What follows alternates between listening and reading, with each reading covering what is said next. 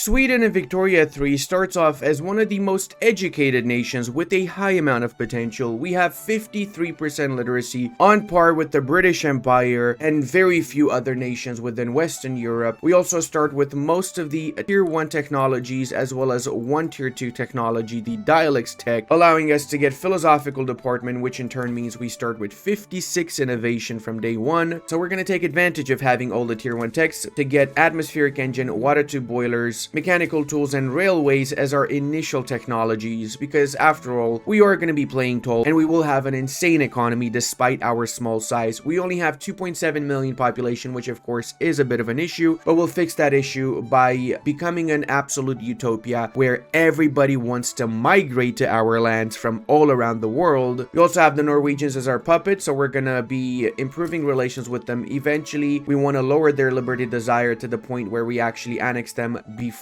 we have pan-nationalism. We're gonna go to diplomacy subjects and we're gonna be supporting the regime in Norway, so this way we get a weekly minus 0.07 basis for their liberty desire. Revenue wise, we'll stay on medium taxation. We're gonna add a few taxes on services and wine for the time being. We're gonna keep medium government wages and military wages because we are right now a major power and we want to stay as a major power, since that means we get minus 25% loan interest rate and we get more declared interest and so on, which will allow us to spread our glory around the world, because despite being a playing toll nation, we're also going to be a colonial empire. That goes without saying. We start with 18 ships. We're going to put these ships to good use, of course. Production method, we're going to be changing some things here. Cargo port, as well as we're going to go for secular administration, both for the government and for the universities. This is so we get more academics and more bureaucrats rather than clergymen. We're also going to switch to the dye workshops, and we're going to be spamming a few logging camps early in the campaign. One of our best attributes as the Swedes is the fact that we have Scandinavian forests modifier in our provinces, meaning we get more logging industry throughput than any other nation can, and we also have lead and iron mine throughput bonuses from Bergslagen, which is crucial in our development of our industry. There are some resources that we have lacking, however, and we're going to be getting those resources from our future colonies. Let's go with the declared interest. We're going to start with the South African parts, Arabia, South America as well, Persia, and of course Finland, because eventually we want to snipe Finland from the Russian Empire when we get pan-nationalism. We also have a trade agreement with the Prussians from day 1, so we're going to make use of that. We're going to import and export everything that we can to make a little bit of a honest dollar out of the Prussian market. Our famous fish is in high demand in Prussia. I have it on good authority. Pickled herring is a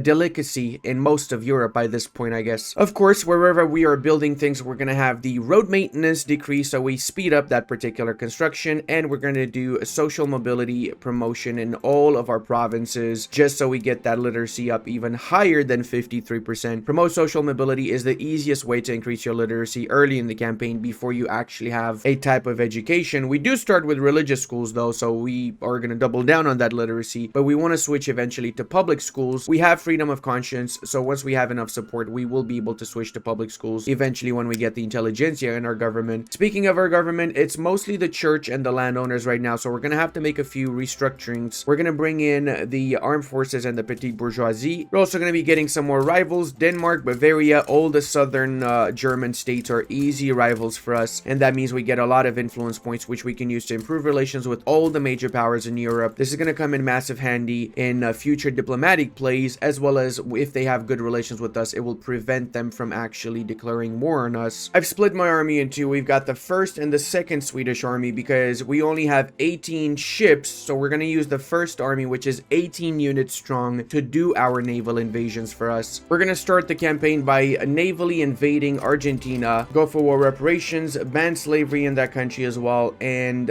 that's pretty much it. It's only 7 infamy, and early in the campaign, nobody actually cares about the southern tip of South America, so we can get Chile, Argentina, maybe even Bolivia before anybody even notices, and having these nations within our market means we're going to have access to more goods that we need to grow our industry. Also, speaking of, I just realized I actually have quite a huge excess of wood, so let's export that excess everywhere that we can. Plus, let's stop building logging camps when we are in massive shortage of actual things like furniture, for example. How do we not have furniture as the Swedes, guys? That's crazy to me. This is the birthplace of IKEA. We should be swimming in furniture right now. Surprisingly, we have a movement 1 for enacting public schools. It is opposed by the church, but I'm gonna take it. That's actually pretty good RNG there. If we get public schools, it means we're gonna get more assimilation as well as education access, and more importantly, we get rid of the church power, which right now is 30% because we have level 3 education institution. We're also gonna need to temporarily increase our taxes so we don't completely collapse our economy. They want to fight us. That's fair. You know what? I respect that. I actually respect that. They want to fight us. They're chads in my books, at least, you know? We just need to hold on to the capital in order to capitulate the Argentinians. So I'm not going to be pushing into the rest of Argentina. I'm just going to use my troops here to defend the one capital province. So we basically win the war without having to really struggle too much for it. And there you have it, guys. The second nation, a part of the Swedish market, is here. And we're going to continue like this, add as many nations to the Swedish market as possible, which, as you can already tell, the makeup of what we're lacking and what we have extra is completely different. That extra 160 wood we had is now a minus because the Argentinians require a lot of wood that we had and they didn't have, so we actually can go back to spamming a lot of wooden logging camps now. Make sure we improve relations with our brand new vassal, and I'm gonna do a little bit of a small detour here. We're gonna be attacking Gaza before we do anything else, because this will give us access to Transvaal, and whenever the British stop guaranteeing Transvaal, this is an absolute must since it has a lot of gold mines. Both Transvaal and Vriestad are full of gold that we like to exploit for ourselves. Gaza is honestly just absolutely free for the taking in every single run, so no matter what country you play as, if you have at least a couple of ships, you can do a quick invasion of Gaza, which allows you to get some of the best resources such as dye plantations, cotton plantations. Especially as a European, getting these two is going to massively help you since you don't need to worry about importing dyes from other nations. You're going to have your own domestic production, plus you have some coal mines, logging camps as well here, and fishing wharfs to get even more pickled herring. Also guys, I'm curious what you think about not having green screen behind me. So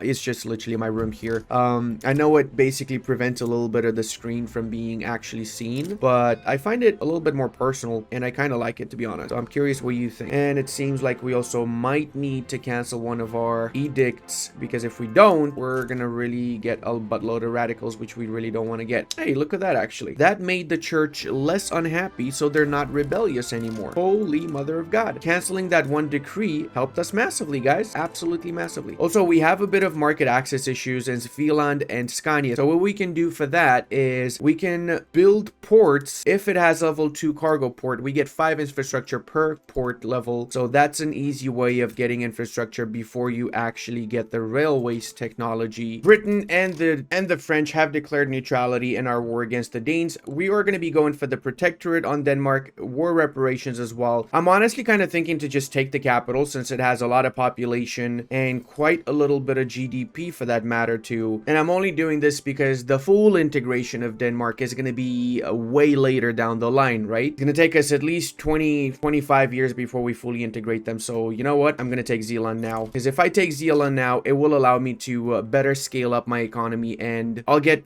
direct access to more population faster that I can use to work in my labor camps. I mean, iron mine. There you go. Now we got our troops to defend the front first. I'll see if the Danes push. All right, time to push with the second army. There you go, boys. We have essentially pretty much won this war. We've captured most of the Danish lands, and we've also gotten a lot of technology done from the technology spread, which we have quite a lot of apparently. Come on, we got the capital. They're already losing war support, minus 33. We've essentially won this. One thing I could have done different is I could have liberated Holstein so that the Prussians don't need to go to war with the Danes in order to liberate Holstein. Now let's go ahead and incorporate Zealand. Let's get more declared interests around the world. Even Indochina is not a bad idea, and North India. We might have a chance of sniping Sind, as well as maybe some areas in Siam or Dai Viet and so on. Hey, atmospheric engine, let's go, baby. Before we switch over to atmospheric engine pumps, we actually need coal mines, because coal is required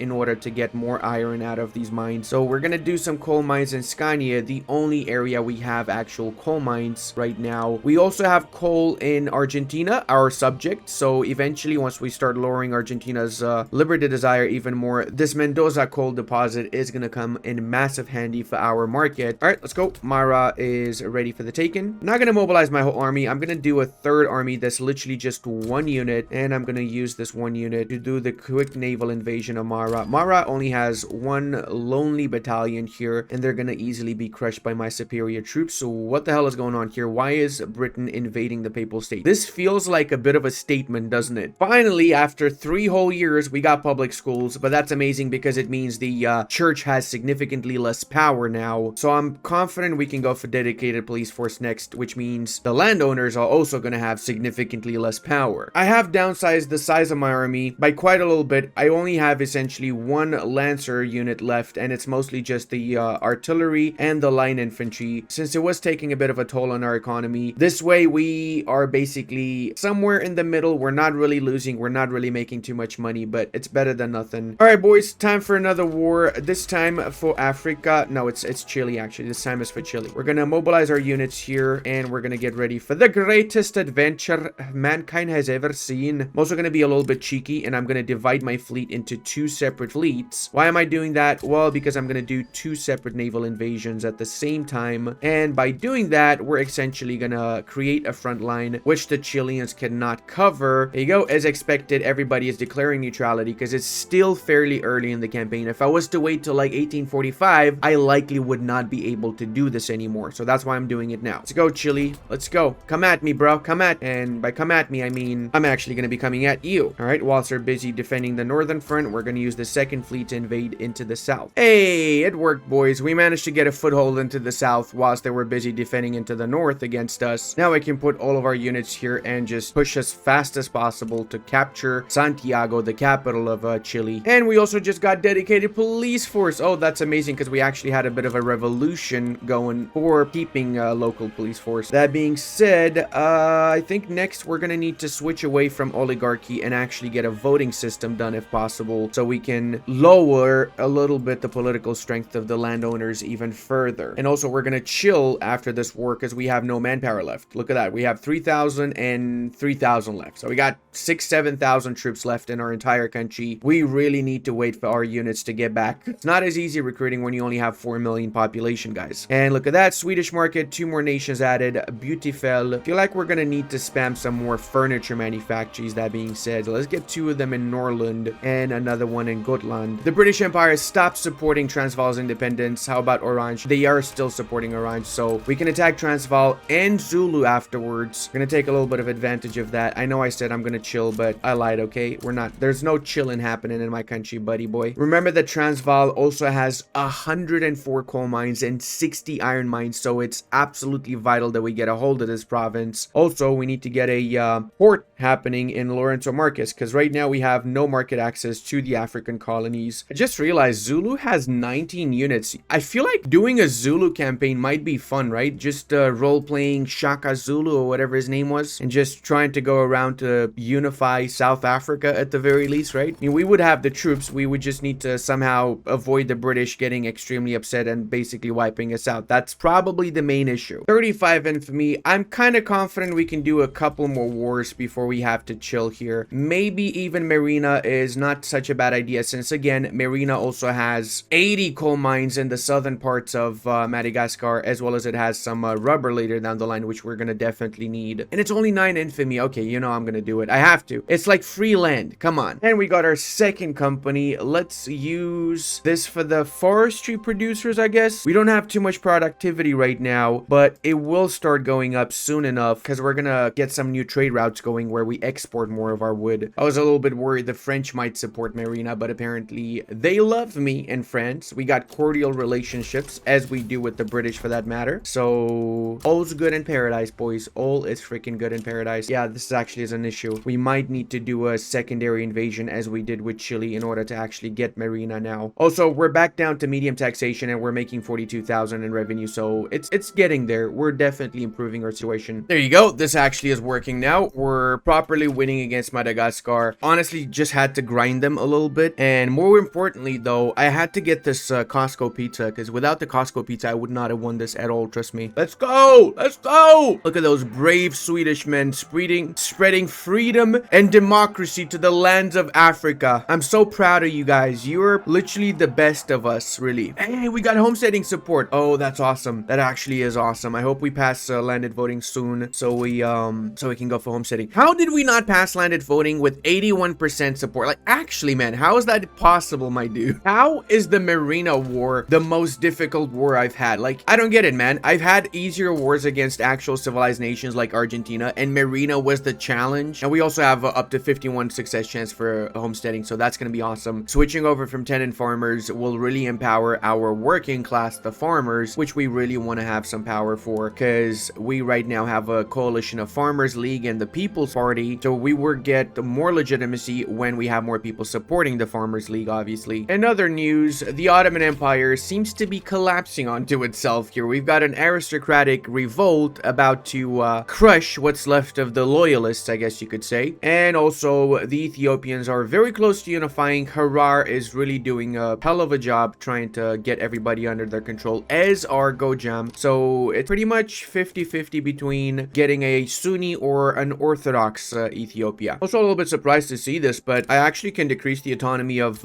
Chile already, and they're still gonna get less Liberty Desire weekly. How is that possible? Oh, it's because of economic dependence on me, because my private sector has actually been building a lot in Santiago. That makes a lot of sense. Speaking of, I probably want to get some gold mines going in Tucumán. Also, let's get another construction sector. I think it's time. Our economy can sustain it. We're on medium taxation. We can probably even sustain 3 more construction sectors, but I'm just trying to play it a little bit safe. We also got a lot of basic goods in our market now because of the new colonies in Africa and because of Marina and so on. Another unified Ethiopia war. What is happening here? These guys are unifying way faster than I expected them to. In other news, Yemen is back on the menu because the great powers decided it's not worth guaranteeing Kathiri for some reason. That being said, Oman is my real target in this area, but they might get some support from the French, which is why I'm a little bit hesitant in attacking them. Huzzah! Homesteading! Oh no, our troops haven't arrived here in time. Please don't tell me they're gonna take that province before we manage to get to the border. That would honestly be very, very sad. They did. Oh no! We have to invade them now. The amount of cringe.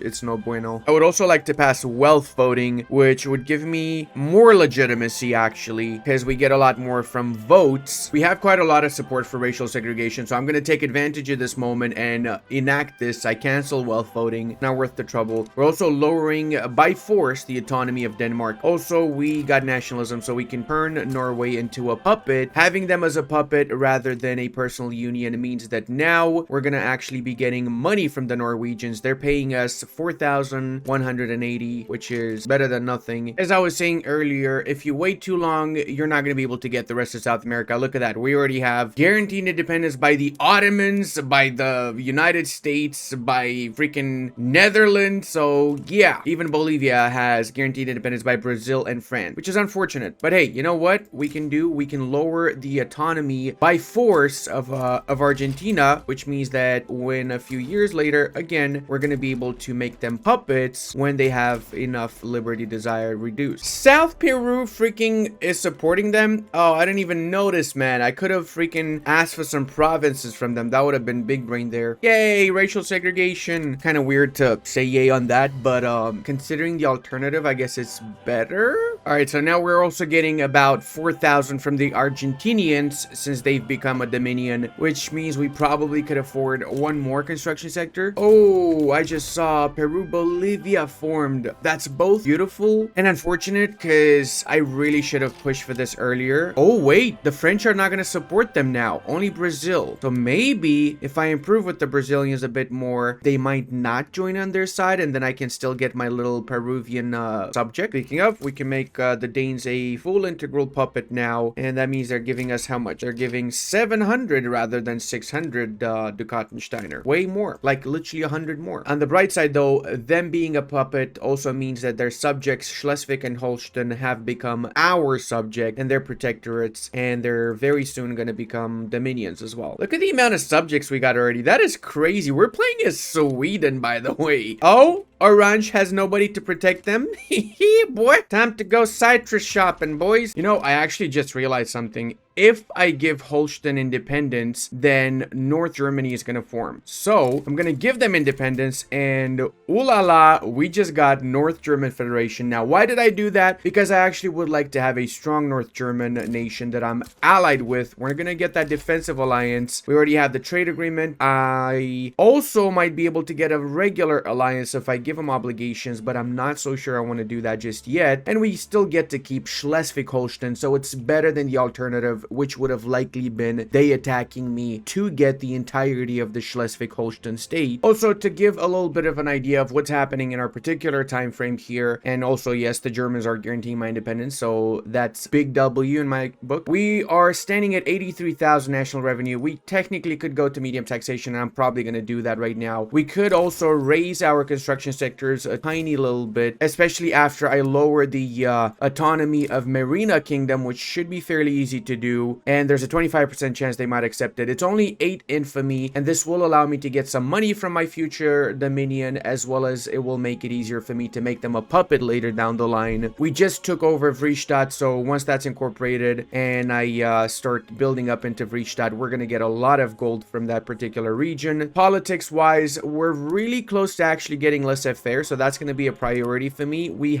slowly been increasing the political strength of the industrialists. They're standing now at 23%, which is really decent, and we're also trying our best to get colonial exploitation. We have a bit of a movement for universal suffrage, so that might be interesting. We might even allow this to pass, so we see what happens after we get a more diverse government. I'm also going to start getting my basic industries in every single one of my states, so that means 1 textile mill in every single state, 1 furniture manufacturing in every single state, 1 grocery shop in every single state, and so on, to essentially make it a little bit cheaper and easier for my people to access these basic goods. All right, we passed our beloved colonial affairs, so now we can have colonies all around the world. We're essentially the first ones to colonize the Pacific Islands, so this is just historical Pacific Island, Swedish Pacific Islands. It only takes us 100,000 days to get that done, apparently, so clearly not that long, guys. All of these provinces take us 100,000 days to get because of the severe malaria. So maybe we should increase the level of our colonial affairs. Maybe we get this to level 3 to actually be colonizing. I think the time is here, boys. The time to merge with the Norwegian nation. 49% chance they accepted. Unfortunately,